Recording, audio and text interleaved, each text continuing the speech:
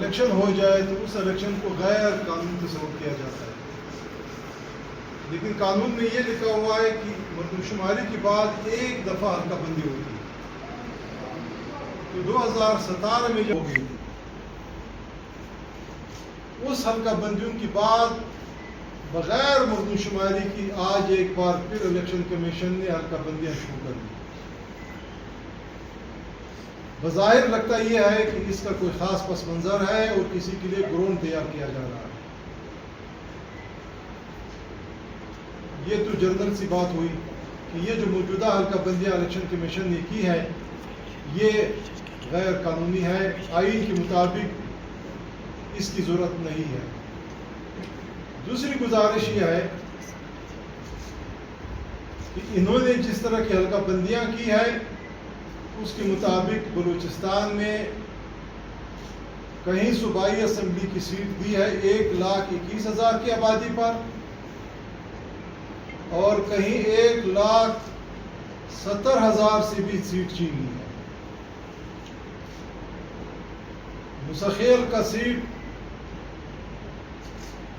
جب دی گئی تھی 2002 میں، اس وقت مسخیل کی آبادی تھی 1,34,000، تو 34,000 پہ سیٹ دی گئی تھی، اور آج اس کی آبادی 1,70,000 ہے، اس سے سیٹ واپس لی گئی۔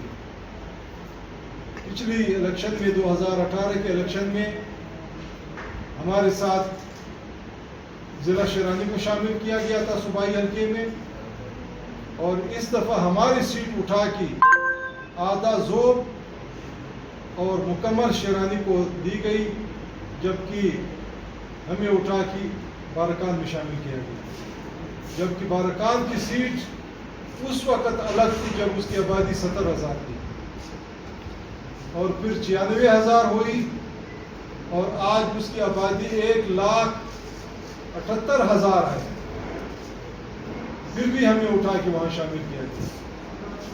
78,000 اور 1,78,000 اور 1,68,000 کی آبادیوں کو ملا کے یہ تقریباً بنتا ہے کوئی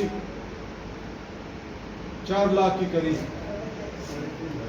3.5 لاکھ، جبکہ ان کی قانون میں یہ ہے کہ صوبائی حلقے کی آبادی 1,42,000 ہوگی۔ اس حساب سے آپ اندازہ کریں کہ انہوں نے کس طرح کی بے ضابطگیاں کی، کس طرح کا حق تلفیاں کی، اور کس طرح زور بالا زور کو تسلیم کیا گیا۔ ہمارے موجودہ وزیر اعلیٰ صاحب کا حلقہ ہے 1,21,000، اب چونکہ وہ وزیر اعلیٰ ہے اور مسخیر سے وزیر اعلیٰ نہیں ہے، اس لیے اس کی 1,70,000 کی بھی کوئی حیثیت نہیں ہے، اور آواران کی 1,21,000 کی بھی حیثیت ہے، اس کو الگ نشست دی گئی ہے۔ اور اگر میں تھوڑا پیچھے چلا جاؤں تو انتظامی لحاظ سے بھی ہمارے ساتھ یہی ہوتا رہا کہ ایک دفعہ ذوب کی آبادی کم تھی تو مسخیل ذوب کا حصہ تھا، جب اس کی آبادی پوری ہوئی تو ہمیں اٹھا کے بارکان میں ڈالا، بارکان سب ڈویژن کی آبادی کم تھی تو ہمیں اس کا حصہ بنا دیا، پھر جب اس کی آبادی پوری ہوئی اس کو الگ سب ڈویژن بنایا تو ہمیں اٹھا کے لو لائن میں ڈالا، اور پھر ہمارے بزرگوں نے بڑوں نے جدوجہد کر کے ضلع مسخیل کو الگ حیثیت دی اور الگ ضلع بنایا، اور 15 سال ضلع رہنے کے بعد پھر وہ ضلع اٹھا کے ختم کر دیا، اور پھر ہم چند سال بغیر ضلع کے رہے اور ہماری جدوجہد باقی چلتی رہی، اور پھر وہ ضلع دوبارہ بحال ہوا۔ اب پھر وہی کہانی دہرائی جا رہی ہے کہ ایک دفعہ صوبائی حلقہ دیا 2002 میں، 16 سال مسخیل کا الگ انتخابی حلقہ تھا، اب اس کو اٹھا کے پھر ختم کر دیا اور ہمیں بے یار و مددگار چھوڑ دیا۔ آج آپ کے ذریعے جو پیغام اہلیان مسخیل دینا چاہتے ہیں صاحب فیصلہ والوں کو، وہ یہی ہے کہ ہمیں اس طرح مجبور نہ کیا جائے کہ ہم بھی پہاڑوں پر جا کے بندوق اٹھا لیں، کیونکہ آپ بندوق کی بات سنتے ہو، آپ پہاڑ پر چڑھنے والوں کی بات سنتے ہو، आप जोर बाला जोर को मानते हो, जो कानून को तस्लीम करता है, जो रियासत को मानता है, जो आइन की बात करता है, उसकी वजह से इस मुल्क में मेरे ख्याल कोई कदर कीमत नहीं है। इसलिए कि उसको फिर आप कहेंगे कि ये तो कमज़ोर है, इसलिए आइन की बात करता है। और जो पहाड़ पे चढ़ता है, जो बगावत करता है, जो रियासत को नहीं मानता, उसको आप सब कुछ देने को तैयार हैं। इसलिए मेरे हिसाब से अब मुस्तकिल की आवाम भी शायद ये फैसला कर ले कि जब मेरा ज़िला ही ना हो, मेरा हल्का ही ना हो, मेरी हैसियत ही ना हो, मेरी नुमाइंदगी ही ना हो, मेरे कोई हक हकूक़ ही ना हो, फिर मुझे भी पहाड़ पे जाना चाहिए। ये पैगाम आपको देना था। अगरचे हम कानून के मुताबिक जाएंगे, अपील में जाएंगे, इलेक्शन कमीशन के सामने अपील करेंगे, अपना हक दलील के साथ बयान करेंगे, उसके साथ साथ एहतजाज करेंगे। कल हम इलेक्शन कमीशन के सामने धरना भी देंगे, मुजाहिरा भी करेंगे, और उसके अलावा 3 तारीख को इंशाअल्लाह क्वेटा में फिर हमारा जलगा होगा, ऑल पार्टीज़ एक्शन कमेटी का इजलास होगा। उसके बाद हम एहतजाज के लाए अमल भी देंगे और अपील भी करेंगे। फिर भी अगर हमें हक न दिया गया तो फिर हम आगे भी जा सकते हैं। शुक्रिया। हमारे साथी मौलवी साहब ने जो बात की, अवामी नेशनल पार्टी की सूबाई नुमाइंदगी की हैसियत से इस जरगे की, इस ऑल पार्टीज़ की मुतालिबात की खुल्लम खुल्ला हिमायत करते हैं। बात कुछ ऐसी है कि रोशान साहब ने भी बात की, मौलवी साहब ने भी बात की। मुसखर हमारे पश्तून बेल्ट में मेरे ख्याल में सबसे पसमानदा तरीन ज़िला है। मुसखर जो हमारे लाइफ स्टाइल के हवाले से इस सूबे का जो मतलब हम दिल कह सकते हैं वो है, लेकिन इस रियासत ने इस सूबे के जो मुक़तदरा लोग हैं, इसने इस मुसखर के लिए कुछ नहीं किया। मौलवी साहब ने जो बात की कि एक दफ़ा इसको ज़िला की हैसियत दे दी, फिर जोब में शामिल किया, फिर वहाँ से ला के लोरलाई में शामिल किया। इस ज़िले को जो हमेशा मगलूब रखा गया है। अभी जो ये हल्का बंदिया है, इस हवाले से भी इस ज़िले को मगलूब रखने की कोशिश की जा रही है।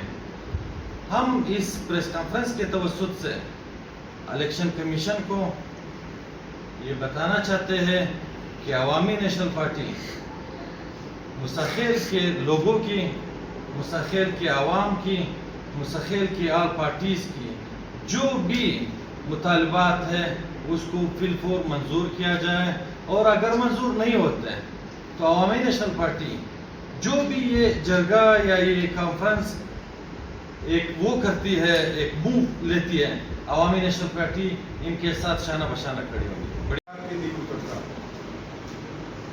इस टाइम मुसखर की आबादी 1,70,000, ज़ियारत की आबादी 1,70,000, उनसे हल्के छीन लिए गए। जैसे मौलवी साहब ने कहा, आवारांग की आबादी 1,21,000, जलमक्सी की आबादी 1,48,000, उसको अलग हल्के दिए गए। इसी तरह जनूबी बलूचिस्तान में 7 हल्के इस तरह है जो 2 लाख से कम आबादी पे बने हुए। लेकिन जैसे मौलाना साहब ने तफसील बताई, मुसखर 16 साल से बरकरार हल्के को फिर छीना गया, और ये जो मेयार मुकर्रर किया गया है, उनका जो बोर्ड बना हुआ है, जिन लोगों ने सिफारिशात तय की है, ये उनकी वजह से हुआ है। एक तो आम मासूली बात है कि मर्दशुमारी नहीं हुई, नई हल्काबंदी की ज़रूरत क्यों पड़ी, एक अलग बात है। लेकिन असल बात यह है कि मुसखर की आबादी दूसरे हल्कों के मुकाबले में अगर हिसाब की जाए तो मुसखर का हल्का बनता है। हमारा मुतालिबा यही है कि मुसखर का पुराना हल्का जो ज़िला मुसखर पर मुश्तमिल था उसको बहाल किया जाए। अगर ये बहाल नहीं होती तो मुसखर की आर पार्टीज़ का कॉन्फ्रेंस मजबूर होगी कि वो एहतजाज भी कर लेंगे, धरना भी देंगे, शराहे भी बंद करेंगे, पैजाम भी करेंगे, और उस वक्त तक एहतजाज रहेगा जब तक मुसखर का अपना हल्का बहाल नहीं होता। अगर ये मेयार दूसरों के लिए कुछ और है, हमारे लिए कुछ और है, तो ये मानने वाला नहीं। یہ تسلیم کرنے والا نہیں. اگر ان لوگوں نے ان کی جو بورڈ ہے ہمارے صوبے کے لیے وہ ایک ہی معیار رکھا ہے, ایک ہی معیار پہ صوبائی حلقے بنائے گئے تھے تو ہم مان لیتے. لیکن جنوبی بلوچستان میں اضلاع ٹھیک ہے زیادہ ہے, کم آبادی پہ ادھر 7 حلقے آپ نے دیے. یہاں کی کم آبادی والے علاقوں کے جو 2 لاکھ کے قریب ہے اس کو آپ نے ختم کر دیا. مثال جیسے وزیر اعلیٰ کا حلقہ ہے 1,21,000 پہ بن سکتا ہے اور 1,70,000 والا آبادی حلقہ نہیں بن سکتا. یہ تو واضح طور پہ امتیازی سلوک ہے, اور اس امتیازی سلوک کے باعث پھر ایسی ناراضگیاں سامنے آئیں گی جن کا حل ناممکن ہوگا. بے انصافی سے گھر نہیں چلتے, آپ صبح کیسے چلائیں گے, ملک کیسے چلائیں گے؟ دوسروں کے لیے ایک معیار, ہمارے لیے دوسرا معیار, یہ قابل قبول نہیں. ہم تو یہ تجویز کرتے ہیں الیکشن کمیشن کو کہ اس صورتحال کو سنجیدہ لے, مستقل کا حلقہ بحال کرے اور اس پہ سنجیدگی کے ساتھ فیصلہ کر لے, ورنہ یہ احتجاج پھر پھیلے گا, یہ مستقل تک بھی نہیں رہے گا. یہ اور اضلاع میں بھی جا سکتے ہیں. جب آل پارٹیز مستقل متحد ہوگی تو یہی حال پارٹیز دوسرے اضلاع سے بھی کہیں گے کہ ہمارے ساتھ دیا جائے, وہاں بھی احتجاج ہو, کوئٹہ میں بھی احتجاج ہو. یہ پھر سارے علاقے میں پھیلے گا شمالی بلوچستان میں. لہٰذا ہم یہ واضح کرنا چاہتے ہیں کہ مستقل کا حلقہ بحال کیا جائے 2002 کی پوزیشن پر, اور اس صورتحال کو سنجیدگی سے لیا جائے.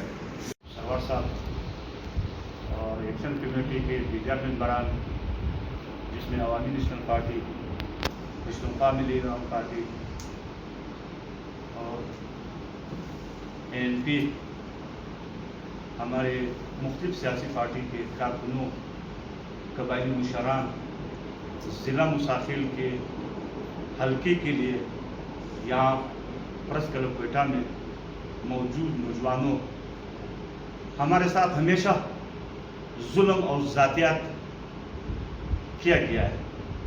جس طرح الیکشن کمیشن نے مسافر کم شیرانی کو پچھلی دفعہ 1 سیٹ دیا, ہماری سیٹ کو کم کیا گیا, اسی طرح 10 سال کے بعد مردمشماری, جس طرح مولوی صاحب نے بتایا آپ لوگوں کو کہ 10 سال کے بعد مردمشماری ہوتی ہے, مگر افسوس سے کہنا پڑتا ہے مسافر کو ایک تجربہ گاہ بنایا ہوا ہے.